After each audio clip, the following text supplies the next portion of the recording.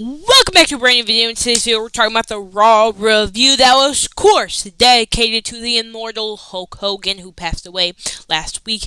And I was actually surprised that they did another tribute to him, because they already did it on Friday, and I don't think they did this to Bray Wyatt, or any wrestler, I think. But I guess maybe just because of all the impact that Hulk Hogan has had in professional wrestling. Maybe. I don't really know, but let's get into the review. Before we get into this video, drop a big thumbs up down below, hit the subscribe button if you are new, because I'm on the road to 500 subscribers. Really appreciate that before we get to the end of the year. Anyway, let's hop into it. The opening of the show started with in memory of Hulk Hogan. Obviously, the entire Raw roster. We got some producers and executives, like we got Mike Cole, stuff like that. TJ, Eric Bischoff, Nick. Oh wait, that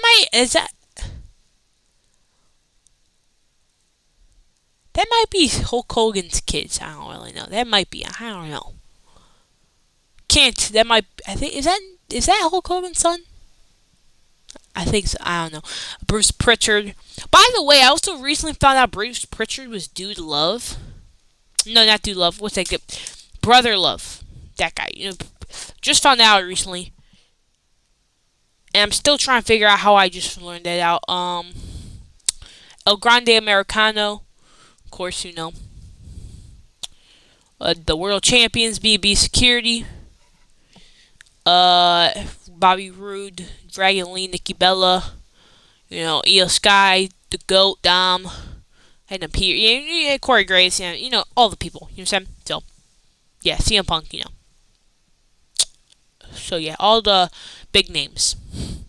They played that video package of him showing off his 24-inch pythons. Which, by the way, 24-inch pythons is crazy. If you really look at it, his physique, all of his muscle was basically here. Because he didn't really have abs, you know what I'm saying? So, yeah. And, by the way, I think it's hilarious. I think it's hilarious that Vincent Kennedy McMahon. Vince McMahon made it into this. Vince McMahon made it into this video package without censoring his face. Man, this is crazy. You want to know what's crazy, dude? I don't know. I think it's crazy part about this is Vince McMahon won't to get this video package like this, bro. That's how much this man, bro. I can't believe WWE let this man into a video package. Congratulations, Vince. This is the only video package you'll be in for the next billion years. You know what I'm saying? Because you're not going to get one unless you're found guilty of none of the stuff you're found guilty of. But still, I don't think you're going to get it. So, hey, yeah. The first real segment of the show was Paul Heyman saying, "Ladies and gentlemen, my name is Paul Heyman." And he said to Jay, "Your mother lied to you. Your father lied to you. Roman lied to you. If your family is bad, you should take some advice from the Oracle, Paul Heyman." And that isn't a prediction. That is per spoiler. Yeah. And then Jay said, hey, Paul, stop mentioning my family, because I love my family. I stuck up for my family." And, of course, how Jey Uso feels about family. Then he got the crowd to say, hey, 4 letters, 1 word, yeet. And, he started yeeting down with a boo, boo, boo, boo. So, yeah, pretty cool, if you ask me myself. Got AJ Styles teaming up with the Kabuki Warriors against the Judgment Day, Dominic and Raquel and Roxanne. Yeah, so, yeah, pretty solid match. We got Raquel getting kicked in the face a bunch of times by Asuka.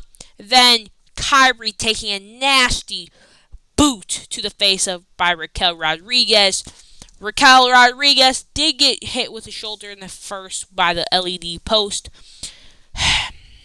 Did not go well when AJ and Dom got in the ring, because AJ viciously attacked Dom, pulling him into the ring, landing on the Riyadh season, literally beating this man up.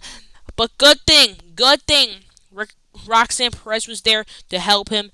And then when Dom went for a clothesline, AJ reverse hit into a Pele kick.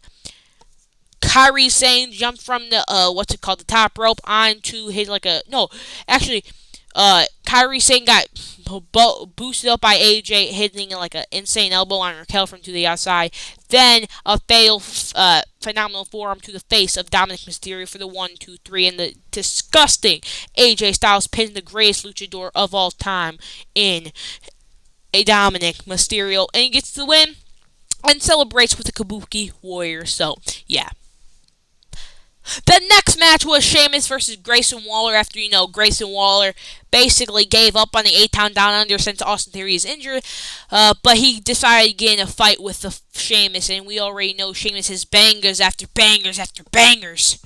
So yeah. But Grayson Waller got his face almost ripped open when Sheamus put his fingers in Grayson Waller's mouth and pried it open. Yeah. That didn't look good. Also, Grayson Waller did a tornado DDT onto Sheamus onto the apron. Pretty cool spot.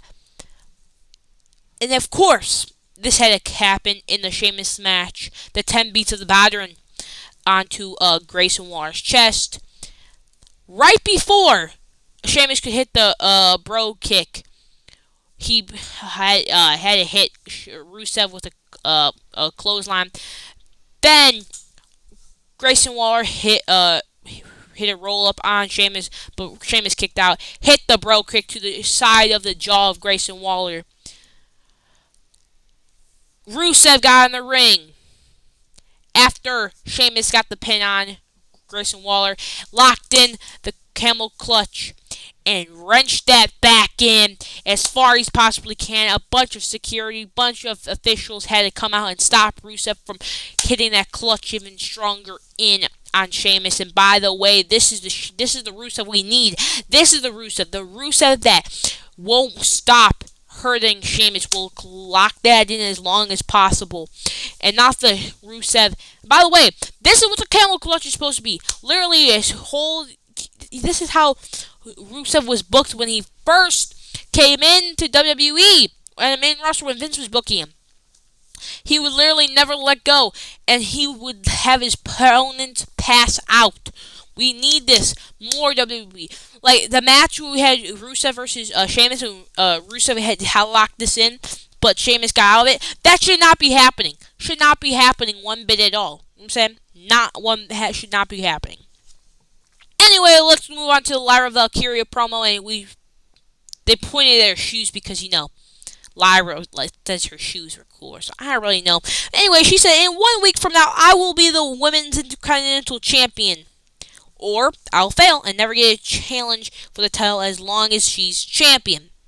But Becky will have to put me in the ground to stop that. And then Becky's music hit. But out of nowhere, we see Lyra run the ropes, hit the drop to the side of Becky Lynch's head. I don't even know how she knew she was back there. They start fighting. Lyra grabbed the kendo stick, started hitting Becky with a kendo stick. And, yeah, that happened. Becky got out of the way, thankfully. The star of Happy Gilmore 2. By the way, go watch it. I thought it was pretty fun. But, yeah. Unbelievable that Lyra would use. By the way, these shoes are ugly. But who told you to put those shoes on, Lyra? My bad. Anyway, the next match was Nikki and Bella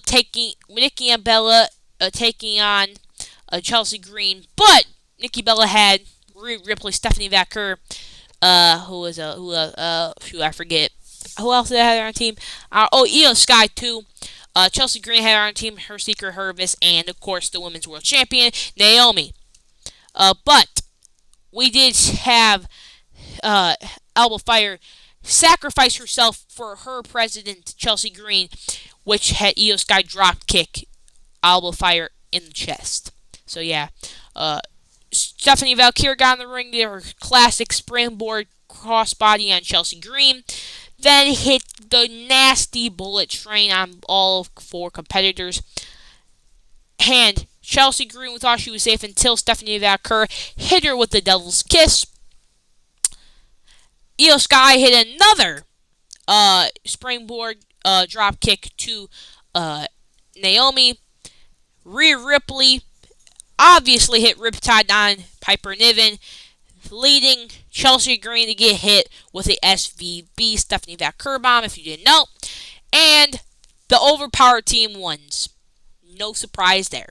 You know what I'm saying? There's a team with Rhea Ripley, Stephanie Vaquer, Nikki Bella, and the former women's champion in Io Sky. So, I mean, right? And by the way, protects the champion because she didn't get pinned and Chelsea got pinned. And she can take as many pins as she wants and be still as over as possible. World Tag Team Championship match where the LWO took on the Judgment Day and JD McDonough and Finn Balor for their World Tag Team Championships. Thought this was a pretty fun match. Obviously, we got Cruz del Toro doing his classic moonsaults thing. We got what's this dude's name? I forget this dude's name. I think it's Joaquin Wilder doing that that crossbody thing from the top rope on JD and Finn Balor.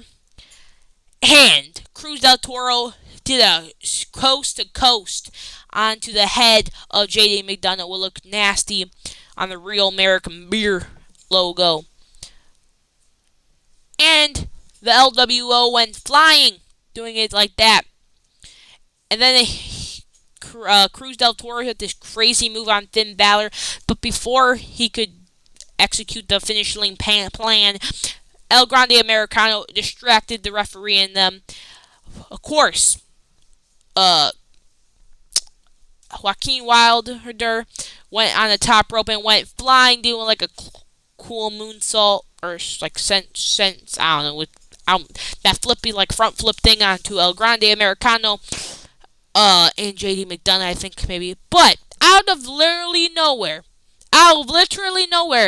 another El Grande Americano pulls down Cruz del Toro, runs out of the way. By the way, I don't know who this is. Can someone, who is this? Someone's pretending to be El Grande Americano, bro.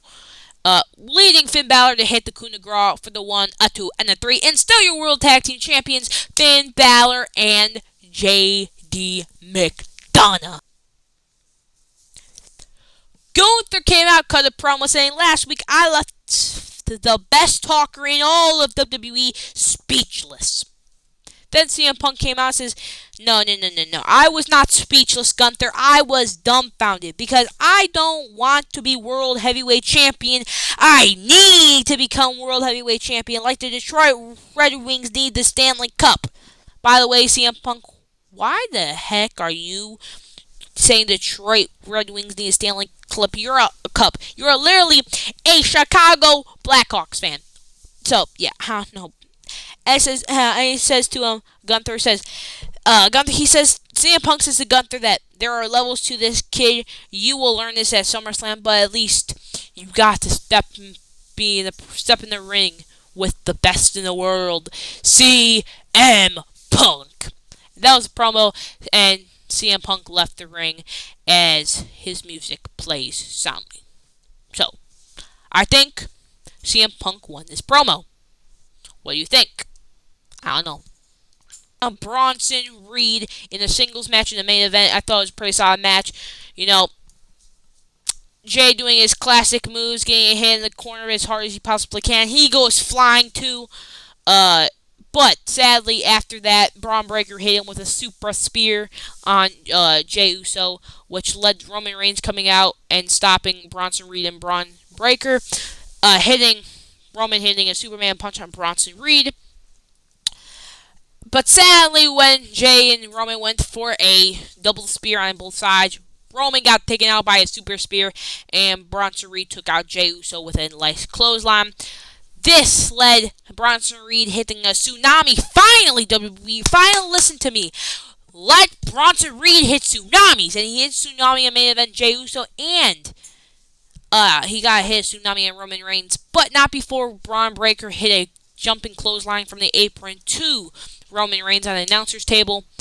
And yes, Bronson Reed hit a tsunami on the OTC himself, Roman Reigns. And to end the show, we had Braun Breaker do a double spear to Jey Uso and Roman Reigns through the barricade. and stand tall. But we cannot forget that Bronson Reed stole Roman Reigns' shoes and also sniffed them to taste the aura and smell the aura of the OTC in Roman Reigns. Acknowledge him, by the way.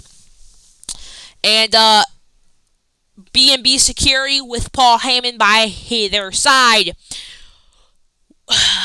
With Roman Reigns' shoes, not forget, stood tall at the end of Raw tonight, and yeah, that was it. And the people had to smell the stinkiness of Roman Reigns' feet. By the way, do you think Roman? Never mind. Nothing. I'm not gonna answer that. Never mind. But yeah, Bronson Reed took Roman Reigns' shoes. I really don't understand why. I'm saying I'm not 100% sure why, but maybe it was for psychological purposes. Anyway, that's it for you guys today. Have a beautiful rest of your day, and leave in the comments below what you guys think about this Monday Night Raw.